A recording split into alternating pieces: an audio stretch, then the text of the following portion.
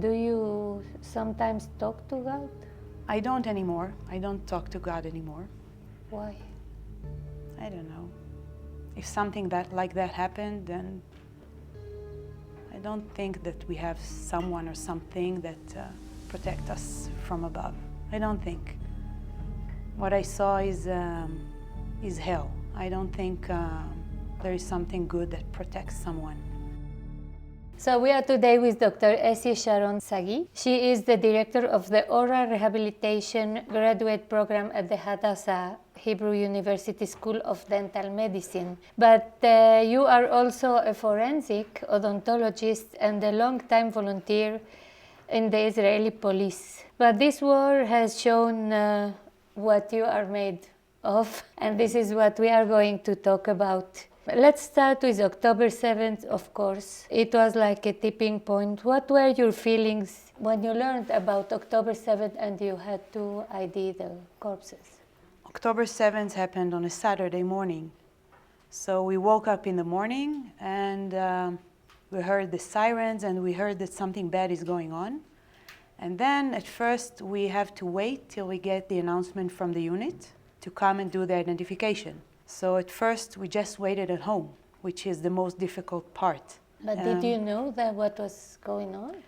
We knew that something very bad is going on. We opened television and we saw social media and we saw that people are running away, people are being kidnapped, murdered. So a little by little we heard that very extreme bad things are happening.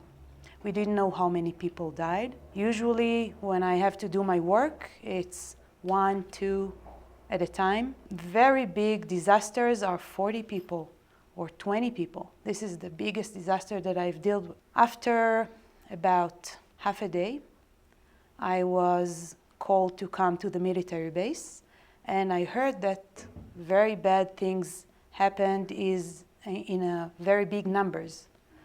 Still, we didn't know how many. No one knew how many. Then I arrived to the military base and I saw very big trucks. It looks like food trucks. And we started doing what we know. As a volunteer, I'm trained to identify people, even mass disasters like earthquake. It didn't happen yet, till now. But this is what I was trained for. So the minute that I came there, I knew what I'm supposed to do. Getting into the examination room, checking the bodies, collecting the information, and then going out, again collecting the information before death and doing the identification. We looked at the trucks, and then we saw at the back of the truck, they're opening the doors, and I see dozens of bodies on like barracks, many bodies. Then I started to understand that the numbers are big. But the trucks kept coming, and we had to do our work. So we started working on shifts, 8-hour shifts. We were working at shifts, but in between the shifts, we still stayed and did our work. I think I slept maybe 1 or 2 hours at night. After about 3 weeks, we identified 90% of the victims, which is a lot. We worked non-stop. Everyone in the police, in the IDF, non-stop. Is there any identification that specially marked you? Well, in the military base, we were very much into the work, so we didn't think while we worked. We just did. You act, you don't think. So at the military base, I had one moment that struck me because after I worked 8-hour shifts, I knew that I have a recess and I have to teach other people about the identification. I recruited more people to do the job. And one of the people from the rabbinai asked me to check one more body, a female.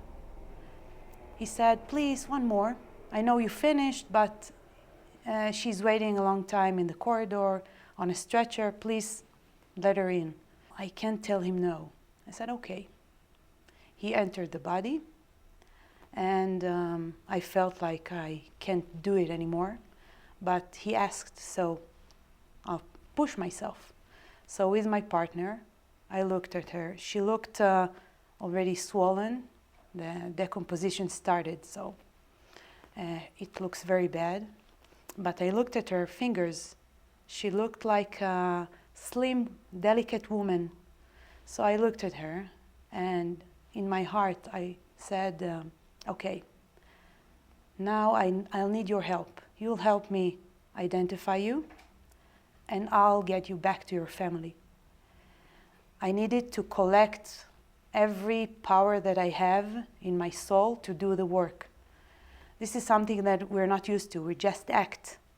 But I was tired, and it was way past my abilities. So we did that, took the x-rays, and I finished. And I felt that this is my red line. So never again, if I have to do more identifications and I feel that I'm tired or emotionally not ready for this, I shouldn't do it again. So this was my worst moment in the military base. It never came again because I knew how to protect myself. Later on, in the past 2.5 years, I had few more identifications that I remember that were a little different, a little exceptional. Like one of the young boys, 23-year-old boy, that his family thought that he was kidnapped.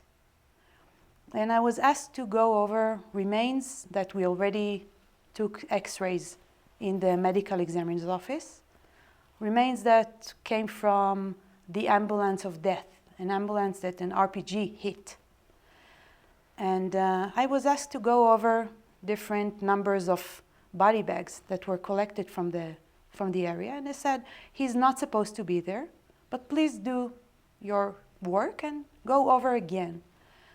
And we had teeth, remaining of teeth, and I just went one body bag after the other in the x-rays. And then with my friend on the phone, I told her, I'm going to send you a photo, look at it. And I sent her the photo with WhatsApp, and she's sitting at home, and she said, we found him. And there were 2 teeth that we knew that resembles his teeth. From that moment on, the police, with court order, opened graves of other kids that were in the same place, and they found his remains sticking to other, by parts by parts, with other bodies. The remains were very little, just aggregates of little body parts. And his family could bury him after we pointed that he was there. So this one was very extreme for me, very special, because DNA or fingerprints were out of the picture. It was just on us. And without finding his 2 teeth, he wouldn't have been found till today. So this means a lot to me. And what is the process of identifying someone by their teeth? We have, in this process, you have 3 parts. The first one is collecting the information after death. We're getting a body, sometimes only remains, not many things left. We take x-rays like a person is doing in an office of a dentist. X-rays and photos, all the information that we see after death. This is one part. Another part, sometimes it happens before the collection of the information after death, is the collection of the information before death. You want to see his x-rays since he was maybe in the military, because we take x-rays when people enlist, or maybe from the dental office that he was treated in. sometimes from hospitals.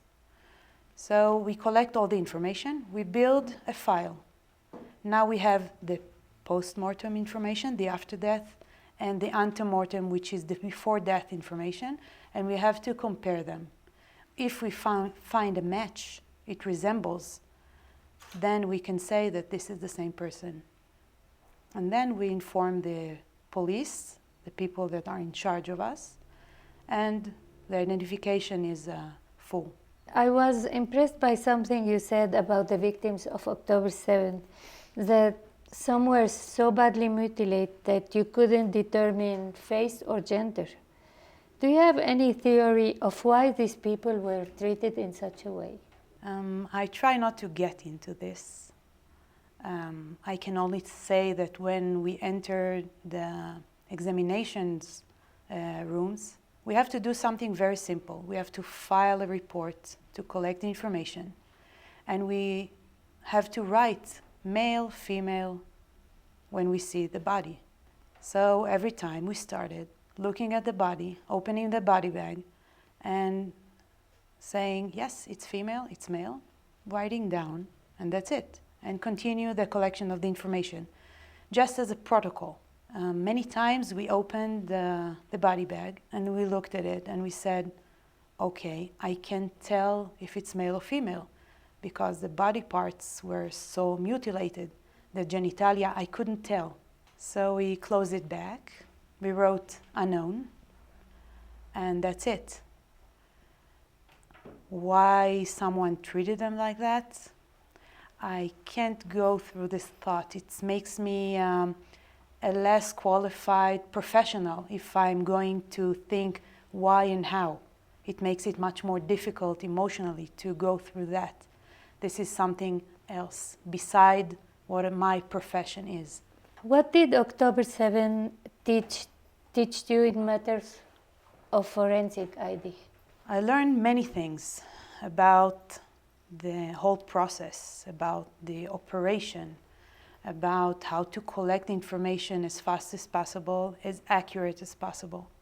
I learned that identifying through odontology might be the last option of the identification.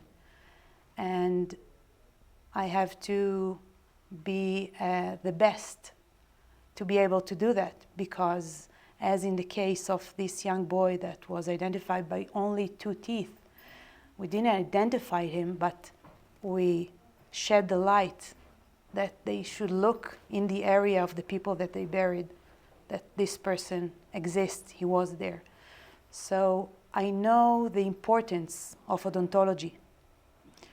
Sometimes people don't know and don't appreciate enough the abilities of the odontology. They always go through fingerprints or DNA.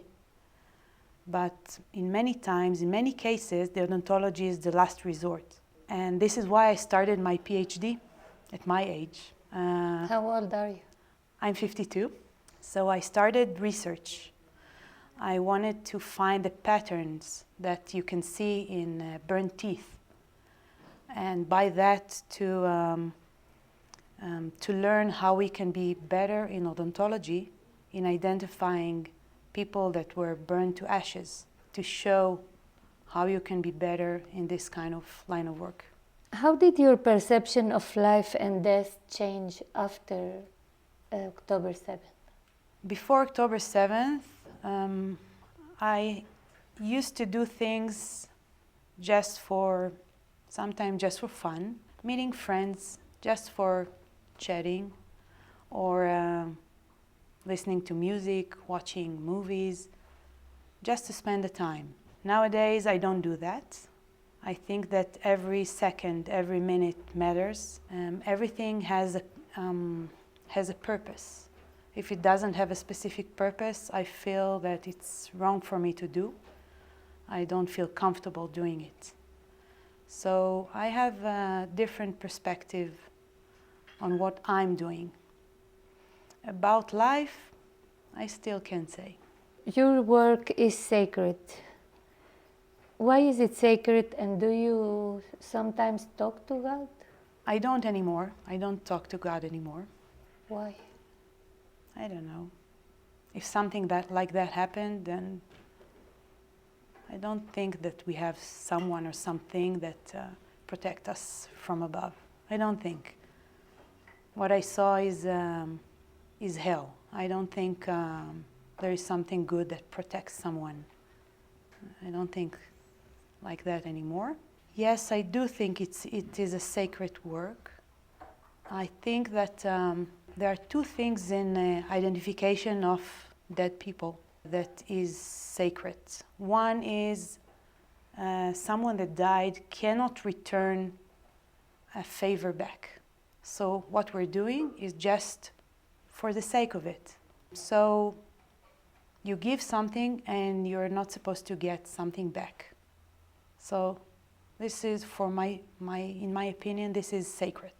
And also in October 7th and in mass disasters, this is something that you do for the families. They need it to get their loved ones back. And it's not just the family, the close family.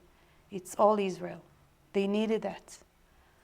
I feel that to heal, we had to finish the identification and move ahead. Did you have to deal with the families? I don't have to deal with families. My work is just the identification. I don't meet families. I met one person from a family, and I spoke with two people. One person is the father of the last hostage, Ran Gvili. I met the father by accident. I didn't intend to. I was in the Gaza Strip.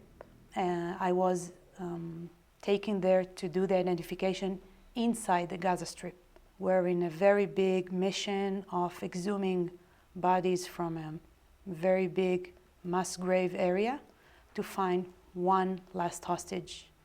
After we found him and identified him, and I had the privilege to sign his form of identification, I was taken out of the Gaza Strip back to Israel. And then when I stood next to the border, one of the commanders from the police told me, "Are you willing to speak with the father? He's coming here to escort his son." And first I said no, because we don't meet families. We don't deal with families. I'm just doing my work and that's it. And then I said, well, he's here, I'm here. Okay, I'm strong enough to deal with it. And I met him. So this was the only time that I met a person that I recently identified his loved one. Very recently, I was in a convention for appreciation of people that do things in Israel during the past 2.5 years. And I met another sister of a very long time hostage in the Gaza Strip. She told me she'd like me to meet her family. And I said... He died? Yes, he died years ago. And he was in captivity. His body was in captivity for 12 years. His sister told me that she'd like us to meet the family. What's his name? His name is Adar Goldin. Yes. So his sister said, I'd like you to meet our family. And I told her, why should you meet us?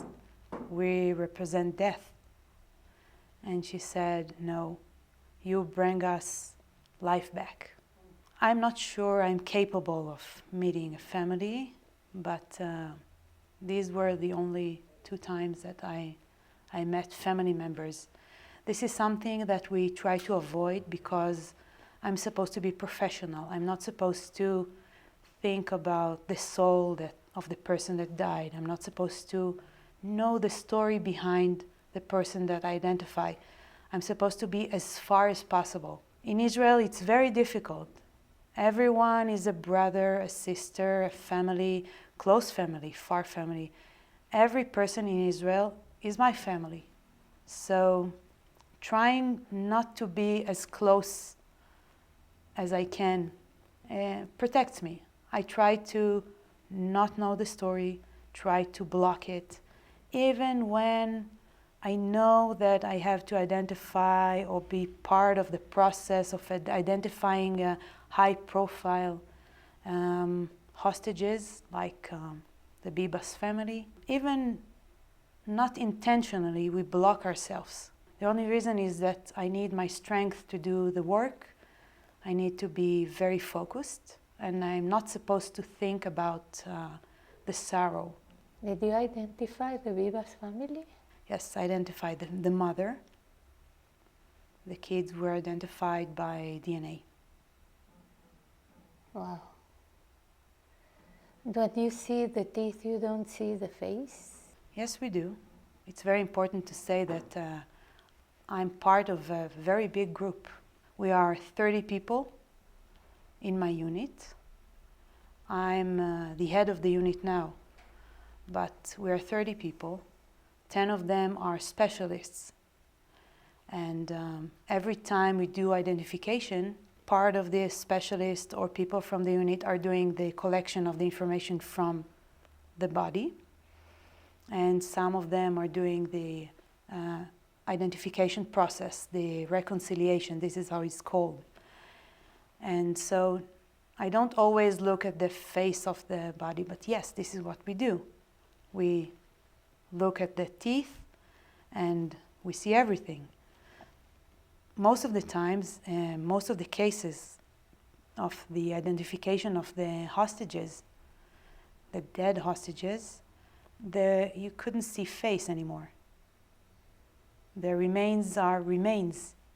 It's not a person that you can identify by showing his face to his family or something.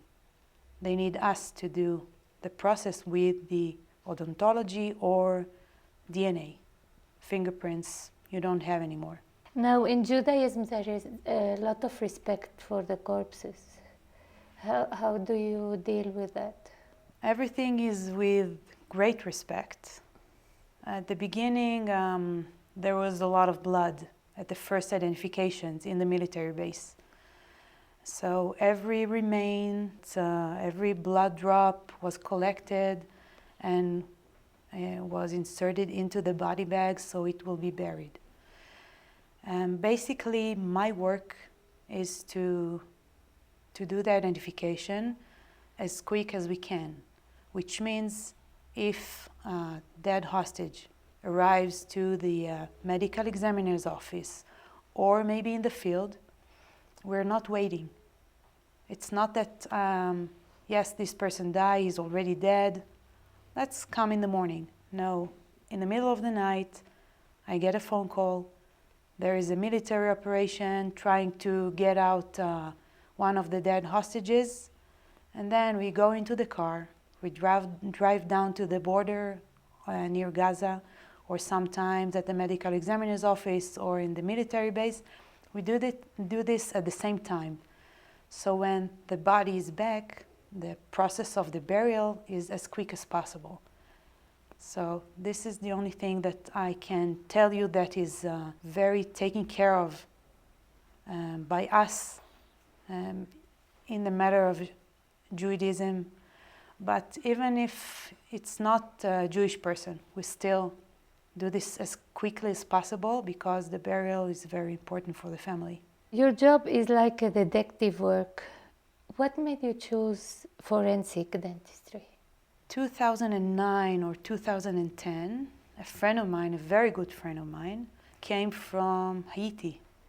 There was a big earthquake and many people died, and she was on a mission.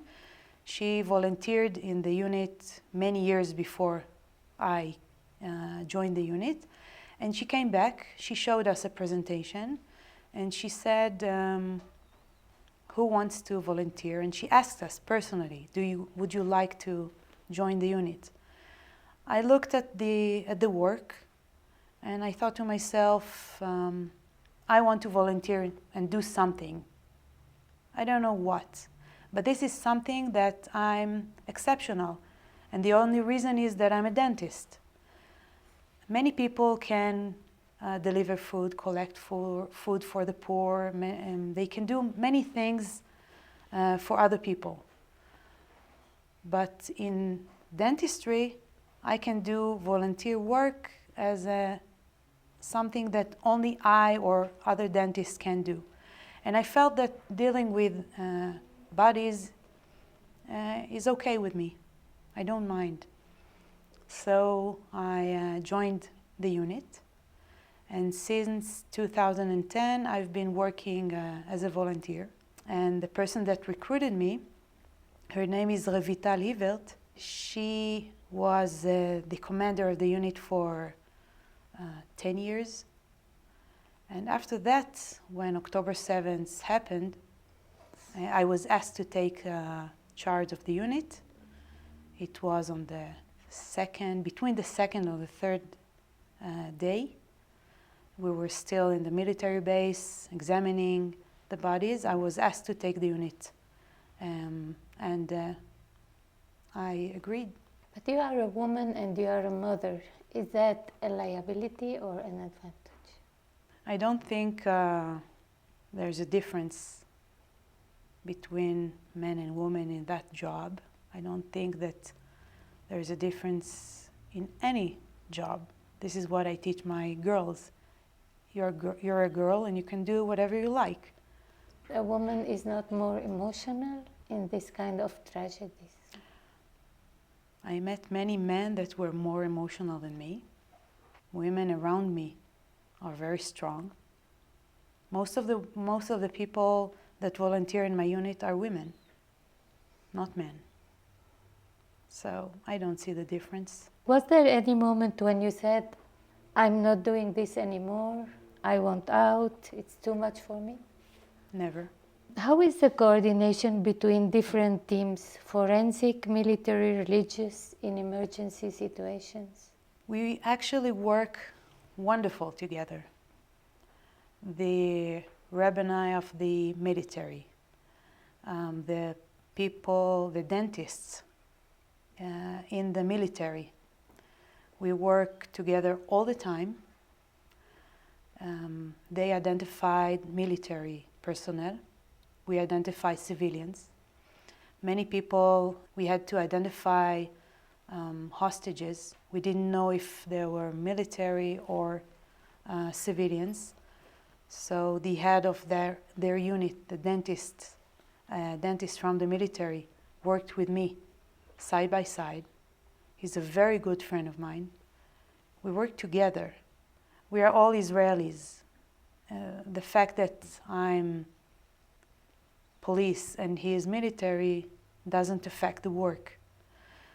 For instance, in Gaza, when we identified the last hostage, we were together. So I had to wear military clothes because police can't cross the lines. So they took me into the military. I got green uniform, a helmet, everything. And I got into Gaza. And he was my commander. He was in charge of me. Many times in Israel, when we did the identification of the hostages next to the border, we worked as a team under the police umbrella. So we work very well together. And how was your experience to being the person who ID'd one of the biggest enemies of Israel, YAHYA SINWAR? 2 months before he was killed and found, I heard that they were looking for him. And I turned to one of the commanders of the police and I told him, well, we get to identify all the hostages and all the people that were murdered. I'm going to be the one that identify him. I need information. I thought he was going to laugh at me and say, what do you mean? Where do you think I'll get information? But he didn't laugh. He said, okay. So at that point, he gave me a contact of a person from prison because YAHYA SINWAR was in prison in Israel years before. And he had a brain surgery. Israel saved his life. He had a benign tumor. So he was taken to a hospital in Be'er Sheva, Soroka Hospital. And they saved his life.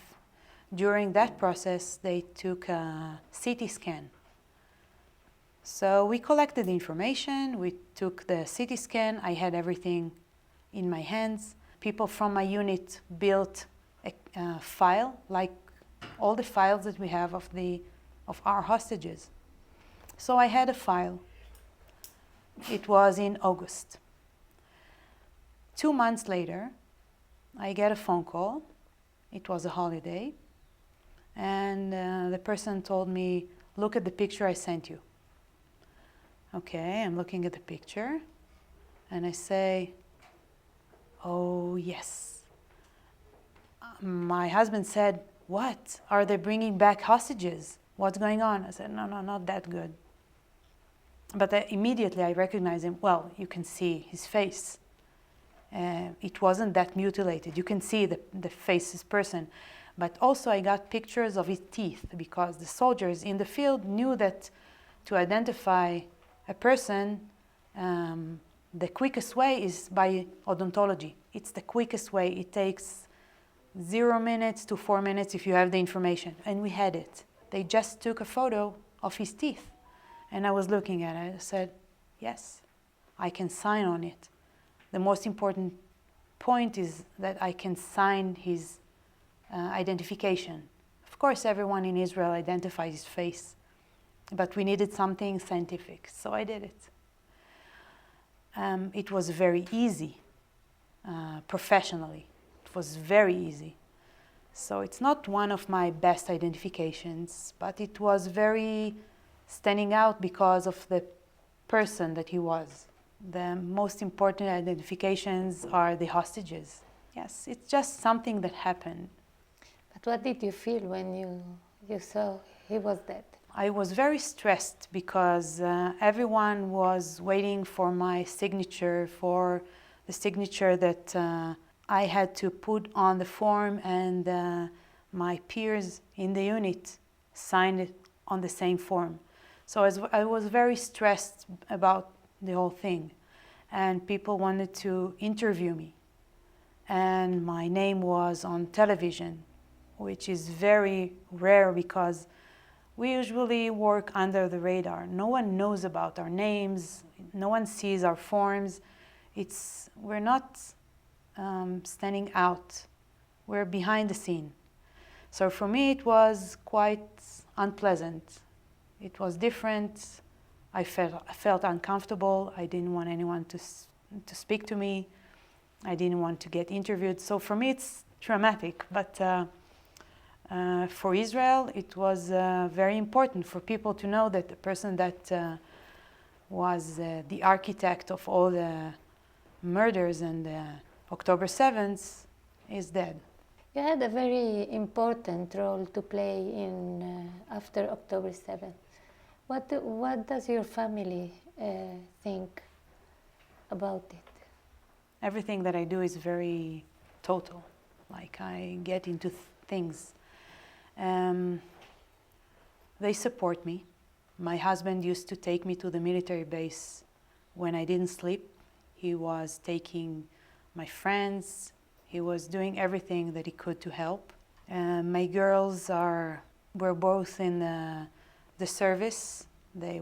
One was doing her reserves and one in the military. And the little one just in school. They know me. They support me. They look up to me and they look up for me. Every time I came back and I sat with them at home, which was very rare at the beginning, I felt their looks at me. Are she okay? Is she okay? Everything is okay. Does she need something? They didn't say anything, but I saw that they are worried about me or thinking of me. And what's special about Hadassah? Well, Hadassah is one of my families. I have, of course, my biologic family, but also I have my unit, which is the police, the other volunteers, another family. And I work in Hadassah for the past 26 years, and I also graduated the dental school at the Hebrew University in Hadassah. So I'm in Hadassah for more than 30 years. So Hadassah for me is a home and a family. Thank you so much.